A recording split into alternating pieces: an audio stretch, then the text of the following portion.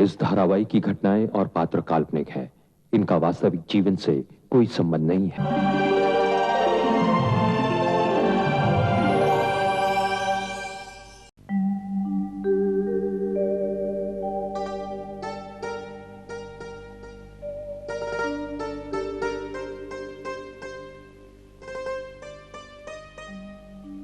कुंती जी, ये लो, ये साड़ी पहन लो। साड़ी? लेकिन दीदी, जो साड़ी मैंने पहनी है उसमें क्या बुराई है? शादी में जाना है, आश्रम के कार्यक्रम में नहीं। दीदी, आश्रम में रहते हुए अब ये पहनावा ही मेरी पहचान बन गई है। तो तुम अपनी ये पहचान लेकर योगेश की शादी में जाओगे? वहाँ शहर के तमाम लोग आएंगे, हो सकता है उनमें तुम्हें भी जाने वाला होंगे। तो इससे क्या फर्क पड़ता है दीदी? सचमुच तुम्हें तो कोई फर्क ही नहीं पड़ता। अपने आप को इस तरह मत बनाओ कुंती। आप क्या सोचती हैं, ये साड़ी बदल देने से क्या मेरी जिंदगी बदल जाएगी? खुशी के माहौल में जाने के लिए सफेद साड़ी अपशगुन होता है। तो ठीक है, तो फिर मैं जाती ही नहीं। तो तुम मनोहर और कविता का दिल तोड़ना चाहती हो। कितने प्यार से वो शादी के लिए इनवाइट करने आए थे, और ये साड़ी उन्होंने खास करके तुम्हारे लिए खरीद के लिए है। क्या? हाँ, और कविता ने मुझसे ये भी कहा था कि कुंती से कहना कि वो शादी में यही साड़ी पहनकर आए। सरला दीदी, मुझे तो समझ में नहीं आ रहा कि वो लोग अभी तक मेरी कद्र क्यों करते हैं। ये उनकी गलती है। शुक्र करो कि अभी तक उन्होंने अपने दिल से तुम्हें निकाला नहीं। तुम्हारे इनकार करने के बाद भी अभी तक वो तुम्हें चाहते हैं। दीदी, मैं उनकी चाहत की कद्र करती हूँ, लेकिन प्लीज प्लीज मैं ये साड़ी नहीं पहन सकती। इतनी खुदगर्ज मत बनो कुंती। कभी तो दूसरों के सुख के लिए जियो। दीदी, मैं तो सोचती थी कि अब मेरी जिंदगी में रंग तभी आएगा जब मन वापस मेरे पास लौट कर आएगा। अगर वो नहीं आया तो क्या तमाम जिंदगी इसी तरह मातम मनाओगे? हालात और वक्त के साथ साथ जिंदगी के रंग बदलते हैं कुंती। पता नहीं दीदी, मुझे तो बहुत अजीब लग रहा है। इसमें अजीब लगने की क्या बात है कुंती? अपनी खुशी के लिए ना सही, लेकिन मनोहर और कविता की खुशी और इज्जत के लिए सही। तुम ये साड़ी पहनकर तैयार रहना। और हाँ, उन्होंने कर्ण के लिए भी नए कपड़े दिए हैं। तुम तैयार होना और उसे भी तैयार करना। हम आधे घंटे के बाद शादी के लिए चले जाएंगे, देर मत करना।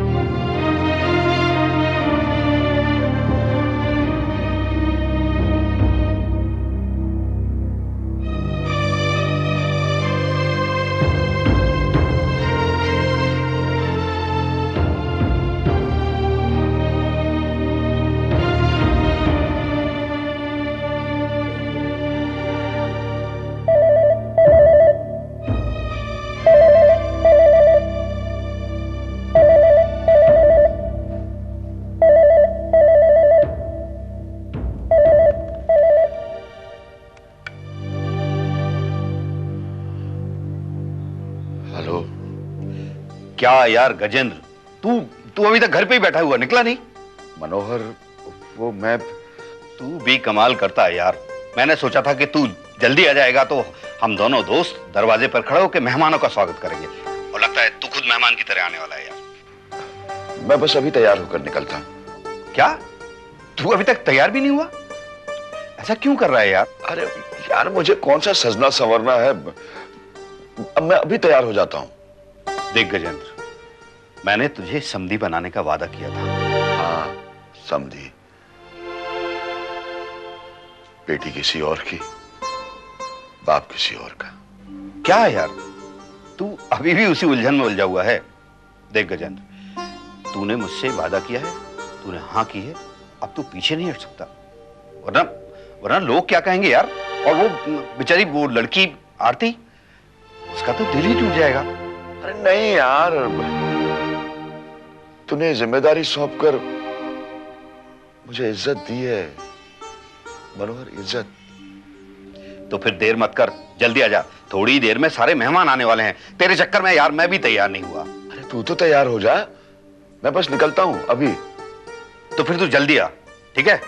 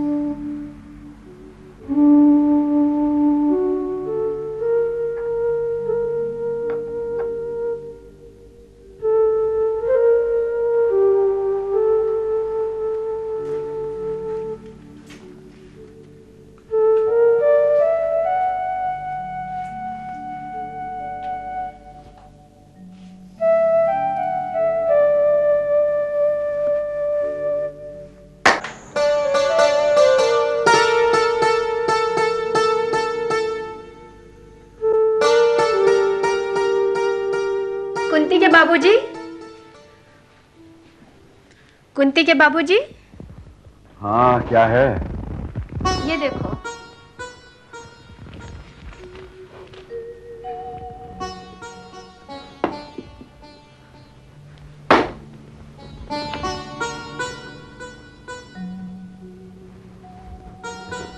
सोने के कंगन?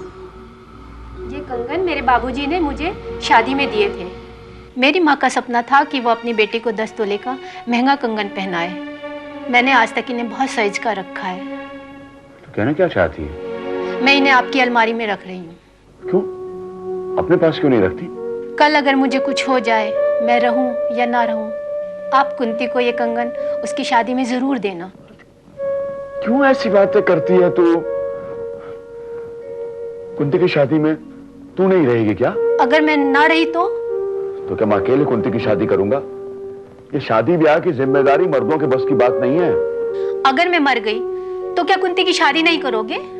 आपको मेरे बिना भी कुंती की शादी की जिम्मेदारी उठानी पड़ेगी। माँ बाप के बिना कभी किसी बेटी का कन्यादान नहीं होता। जिन बेटियों की माँ गुजर जाती है, उनके पिता को अकेले ही बेटी का कन्यादान करना पड़ता है। इसीलिए मैं कह रही हूँ कि ये मेरे सुहाग के खानदानी कंगन है। इन्हें कुंती के हाथों में जरूर पहनाना। मैं इन्हें संभाल कर आपकी अलमारी में रख देती हूँ। जो तेरी मर्जी आएगा।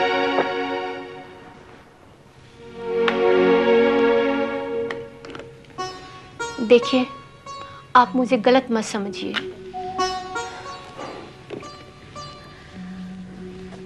मैं तो भविष्य का सोचकर ऐसा कर रही हूँ। अगर मैं रही तो अपने हाथों से कुंती को ये कंगन जरूर पहनाऊंगी।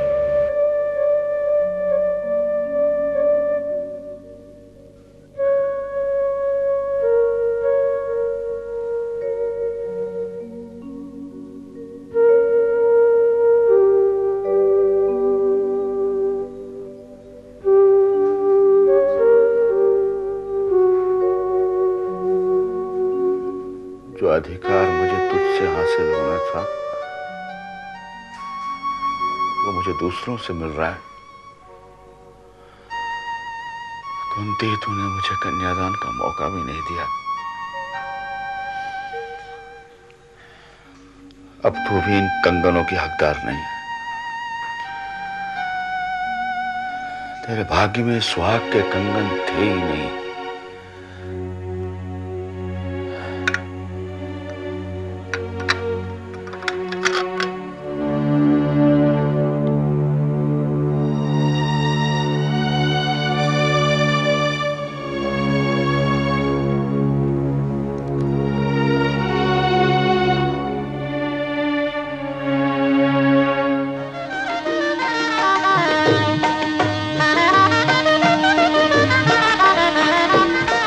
अरे रामू जी साहब।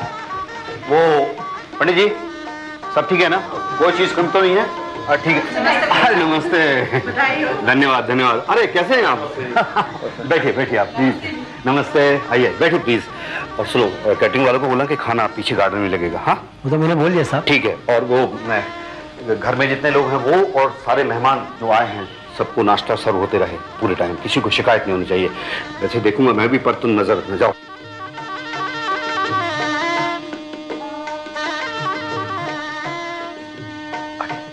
सरला जी,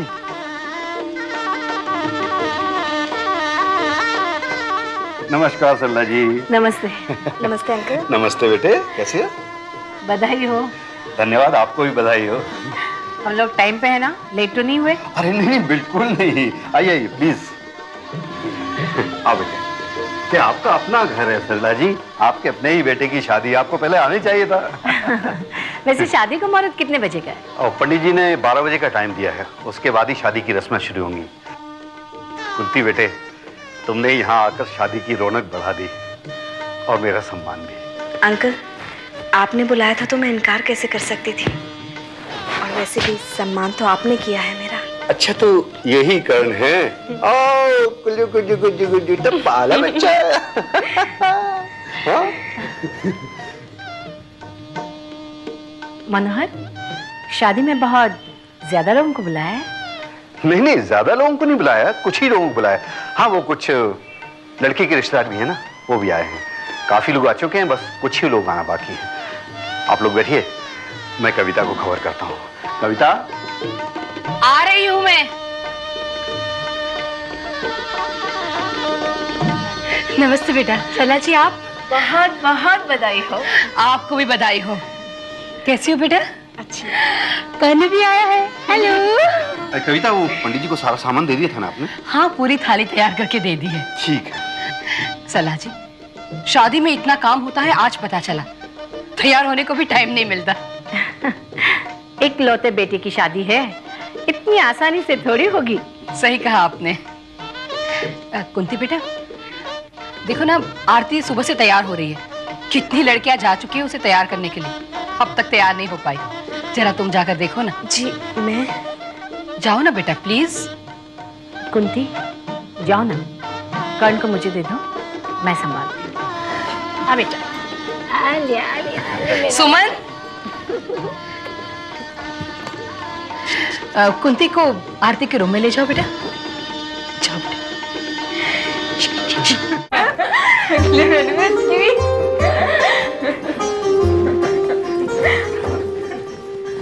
आरती, मैं कुंती। अरे कुंती दीदी, आप बैठी रहो ना।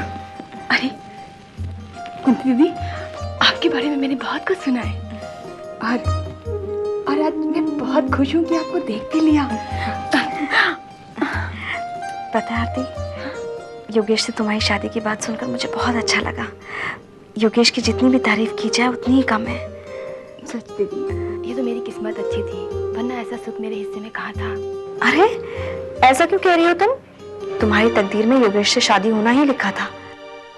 और वैसे भी मनोहर अंकल और आंटी भी बहुत अच्छे हैं। मालूम है, मम्मी से मैंने कहा था कि आप जैसे ही आए मेरे पास आपको भेज दिया जाए। दीदी, आप पापा जी के किसी दोस्त की बेटी है ना? हाँ। और क्या क्या जानती हो तुम मेरे बारे में? सिर्फ इतना जानती हूँ कि आप बहुत अच्छी हैं।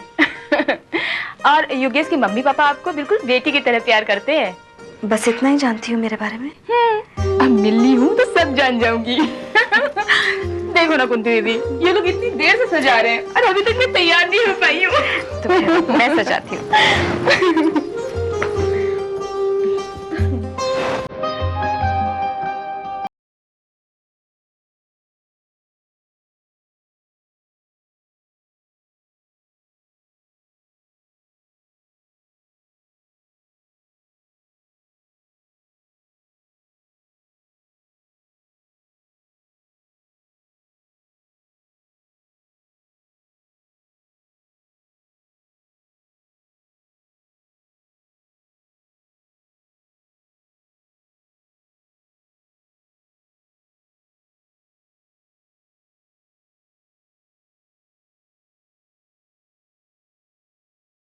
ओहो गजेंद्र